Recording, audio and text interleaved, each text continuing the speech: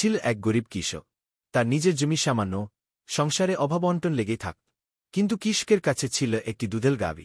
গাভীটি শুধু দুধ দিত না, কৃষকের প্রতি ছিল তার অগাধ টান।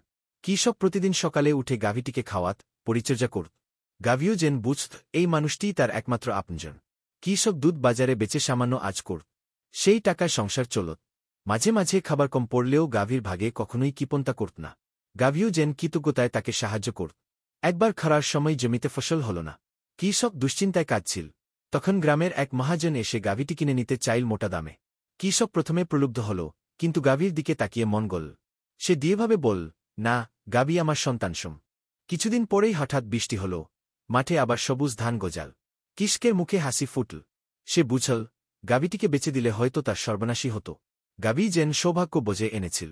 এভাবেই গরিব কৃষক আর তার গাভী একে অপরকে ভরসা করে বেঁচে থাকল। মানুষ আর প্রাণীর এই মমতা গ্রামে সবার কাছে উদাহরণ হয়ে রইল।